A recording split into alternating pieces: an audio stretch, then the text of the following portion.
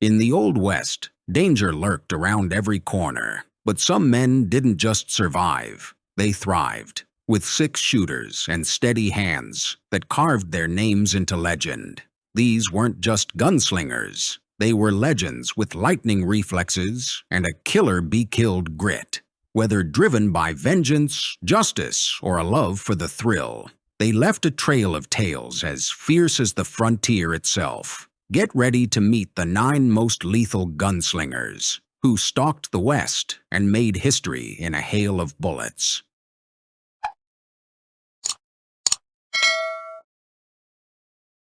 Annie Oakley. Annie Oakley, born in August 1860 in Greenville, Ohio, is celebrated not for her role as a killer, but for her exceptional marksmanship, which arguably makes her the finest gunslinger of the 19th century. Her journey began at a young age. By just 8 years old, she demonstrated her shooting skills by successfully hunting a squirrel from her front porch. Unlike many of her contemporaries who turned to lives of crime, Oakley used her talent to support her family, providing food through her hunts and even covering the mortgage on their home with the income she generated from selling game. At the age of 15, Oakley faced off against the renowned sharpshooter Frank Butler, a competition that she won, showcasing her remarkable skill. Despite their age difference, the two married the following year and maintained a deep bond throughout their lives, passing away just 3 weeks apart. Her prowess as a performer caught the attention of Chief Sitting Bull, who adopted her and bestowed upon her the name Watanya Cecilia, meaning Little Sure Shot.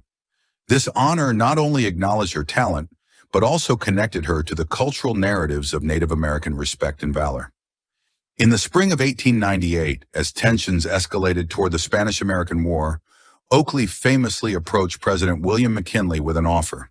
In case of such an event, I am ready to place a company of 50 lady sharpshooters at your disposal. This bold statement underscores her commitment to using her skills for the greater good, reflecting the progressive spirit of the time and the emerging role of women in American society. The outlaws of the Old West were fortunate that she chose not to pursue a career as a lawman. Had she done so, Annie Oakley would have undoubtedly been among the quickest and most precise shots of her era. Oakley's legacy transcends her extraordinary shooting ability. She symbolizes the breaking of gender norms and the empowerment of women in a male-dominated society. Her story exemplifies how talent and determination can reshape perceptions and create new opportunities, highlighting the rich tapestry of American history that includes remarkable women who defied expectations. Billy the Kid. Billy the Kid, perhaps the most renowned and controversial outlaw of the Old West, carved out his notorious reputation in New Mexico. Although he would later become synonymous with lawlessness, he was actually born in New York City. His family gradually migrated westward, eventually settling in the rugged landscapes of the frontier. It was during this time that Billy became embroiled in a life of crime, associating with several infamous gangs and playing a significant role in the Lincoln County Cattle War, a violent conflict that highlighted the turbulent nature of life in that era. In December 1880, Billy the Kid was apprehended by Sheriff Pat Garrett, leading to a high-profile trial for murder in Mesilla, New Mexico, the following year. The outcome of the trial was grim. He was found guilty and sentenced to hang. However, on April 28, 1881, he managed to escape from jail, a daring act that resulted in the deaths of 2 deputies during his flight. For a time, he remained elusive, evading capture until Garrett tracked him down in a dramatic ambush. In this fateful encounter, Garrett shot Billy in the back, marking the end of the outlaw's brief but eventful life. While folklore suggests that Billy the Kid was responsible for the deaths of 21 men, historians generally agree that the true number was closer to 10. This embellishment reflects the larger-than-life persona that surrounded him in the mystique of the Wild West. Adding to the intrigue surrounding his legacy, the film Young Guns Senny explores the theory that Billy the Kid may have assumed a new identity as Aliel, Brushy Bill Roberts. According to this narrative, Roberts escaped from prison, traveled between Mexico and the U.S. Southwest, participated in Wild West shows, and ultimately died in 1950 in Hico, Texas. The story of Billy the Kid continues to captivate the imagination, serving as a lens through which we can explore themes of rebellion, the law, and the complex nature of heroism in the tumultuous landscape of the Old West. His life epitomizes the conflict between the romanticized image of the outlaw and the harsh realities of a life marked by violence and loss. Wild Bill Hickok, born James Hickok on May 27, 1837, in Homer, Illinois, Wild Bill Hickok has become an enduring American folk hero whose exploits have been immortalized in a myriad of films, television shows, novels, and comic books. His life on the American frontier was multifaceted, encompassing roles as a soldier, scout, lawman, cattle rustler, gunslinger, gambler, showman, and actor. Hickok's experiences in the Old West were marked by his participation in numerous high-profile gunfights, which contributed to his legendary status. Throughout his tumultuous life, Hickok held a wide array of jobs, transitioning from an outlaw to a lawman by the end of his journey. This remarkable versatility underscores the complexity of his character and the era in which he lived.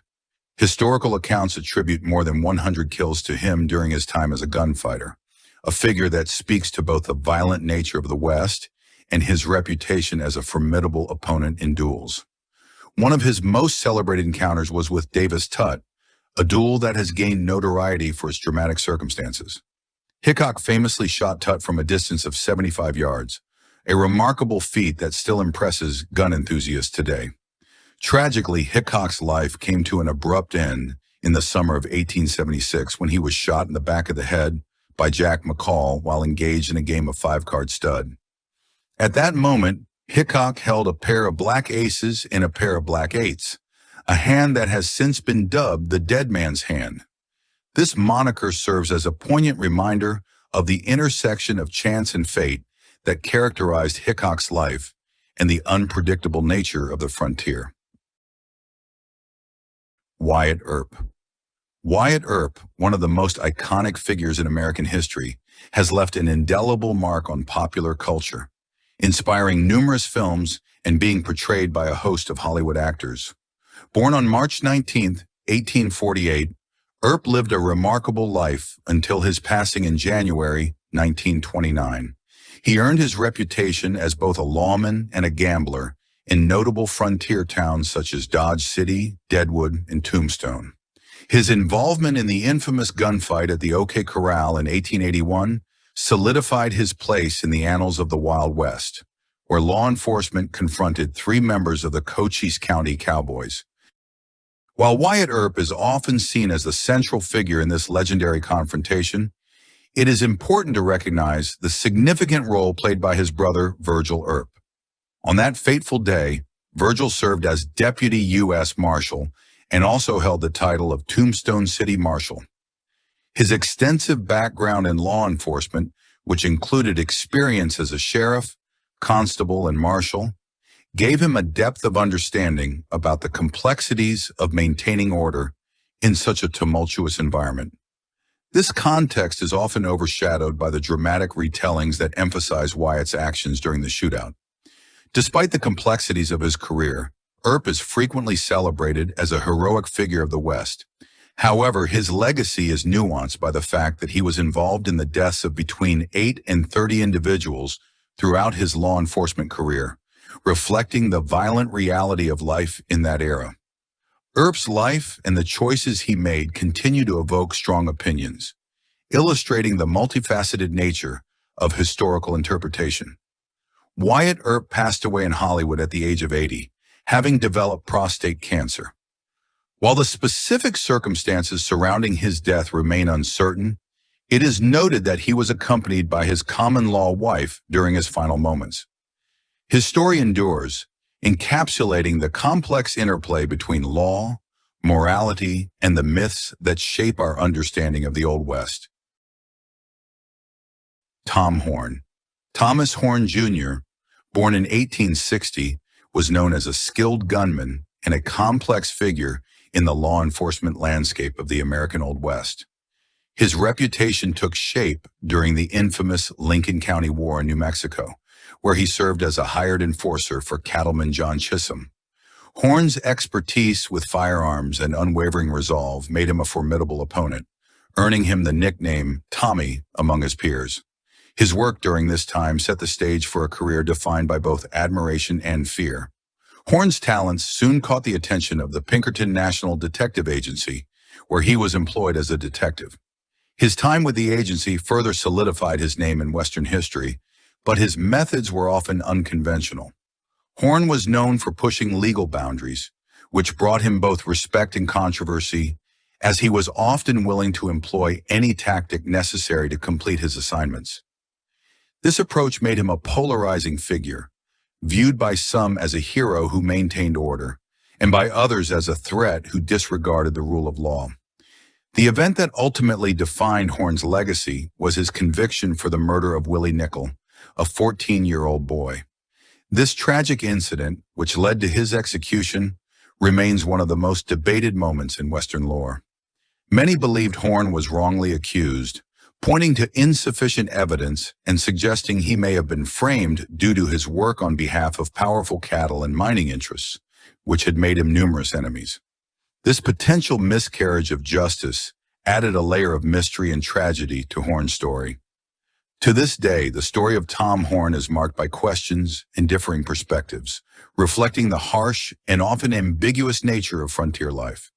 His tale endures as a reminder of the blurred lines between law and justice in the Old West, where personal reputation could elevate a man to legendary status or lead him to a tragic end.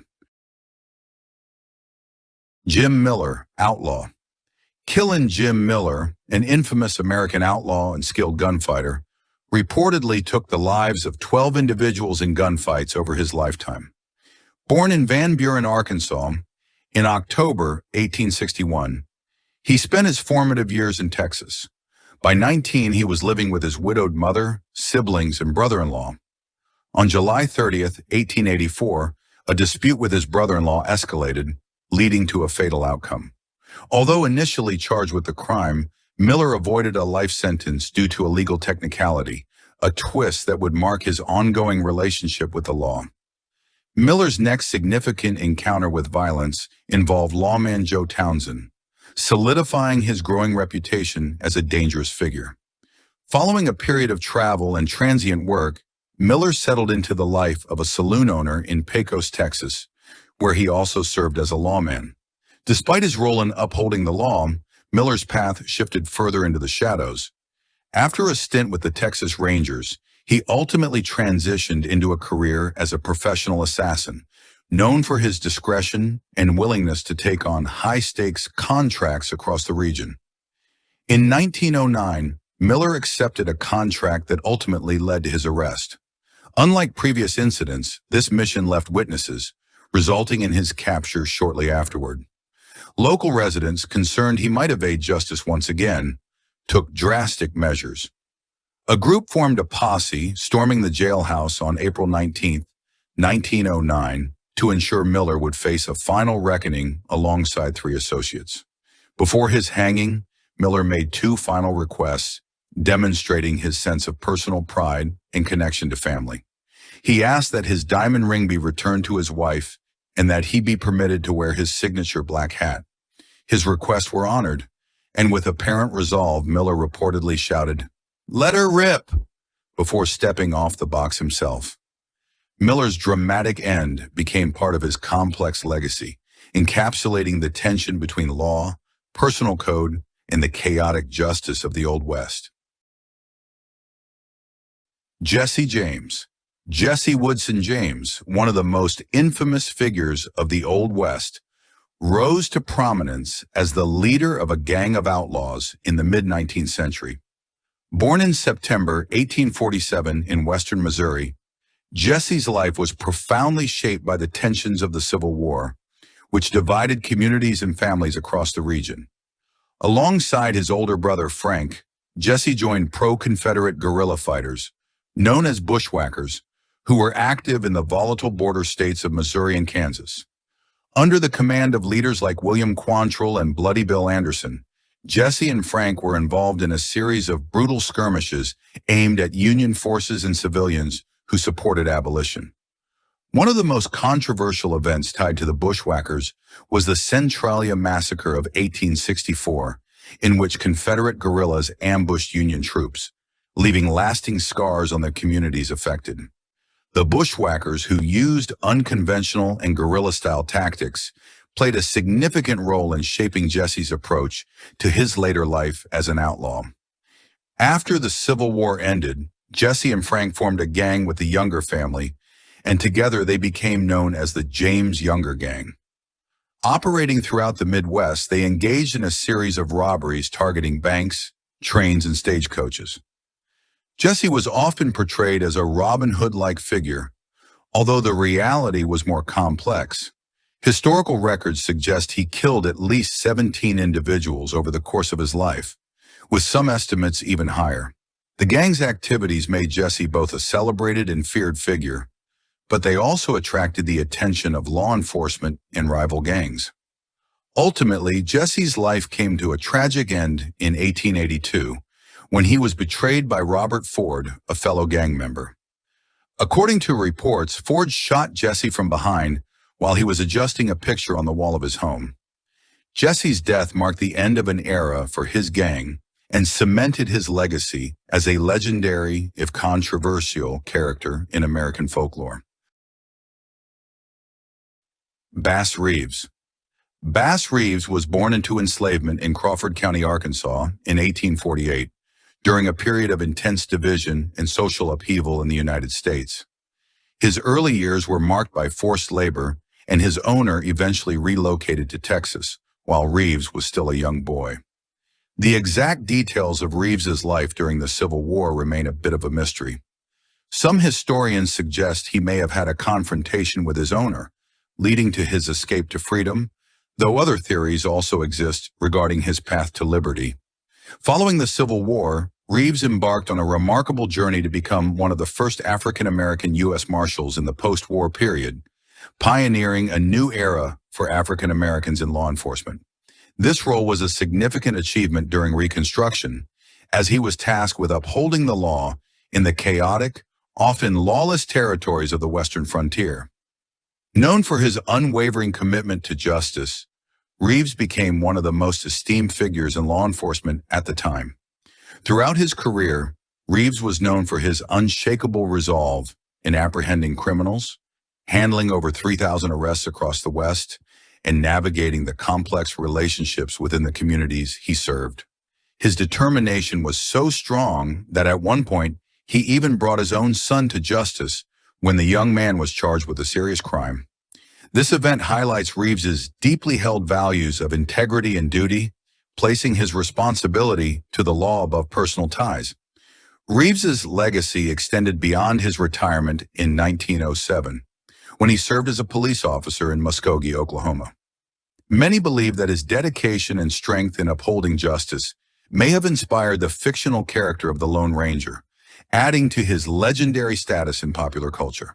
His life and accomplishments were later commemorated in a television series, bringing his story and contributions to a wider audience and solidifying his place as a pioneering lawman of the Old West. John King Fischer was born in October 1853 near Dallas, Texas, during a period of significant turmoil in the region. Growing up in an environment where Texas ranches frequently encountered trouble from bandits, Fischer became familiar with the lawlessness that pervaded the area. His early years were marked by a rebellious streak, and he faced his first major encounter with the law at just 18 when he was arrested for horse theft. Serving a 2-year prison sentence, Fischer emerged with a new sense of direction, albeit a risky one, drawn to the rough and resilient life of a cowboy. His primary work involved breaking and taming horses, a task that required both strength and skill, qualities he was beginning to be known for. By his early 20s, Fischer had started engaging in local posse, often assisting Texas ranchers as they defended their lands and livelihoods against increasingly frequent raids. These raids posed severe threats to the safety of ranch families, often leading to lost property and destroyed livelihoods. Over time, Fischer developed a reputation for his swift reflexes, especially his ability to draw a gun quickly, which gained him respect among both allies and rivals. In 1878, during an intense disagreement with 4 Mexican cowboys, Fischer reportedly responded with a quick and decisive defense when the altercation escalated. Accounts suggest that he instinctively used a branding iron to defend himself, resulting in further escalation as one of the cowboys reportedly drew a pistol. Fischer's quick response solidified his reputation, yet it also reinforced the aura of danger that surrounded him. Tragically, in March 1884, Fischer found himself in another heated situation, this time in the company of his friend, Ben Thompson. The disagreement led to a confrontation that proved fatal for both Fischer and Thompson. Reports indicate that the encounter left several people injured to varying degrees, underscoring the tense and unpredictable atmosphere of such gatherings in that era. Fischer's passing left a legacy shrouded in stories of his resilience, and by his own acknowledgement, he claimed to have ended the lives of 37 men throughout his lifetime, a testament to the perilous life he led in the unforgiving Old West. Please like and share if you find the video content interesting and useful. Don't forget to subscribe to the channel and comment below so as not to miss the upcoming interesting videos. Thanks for watching.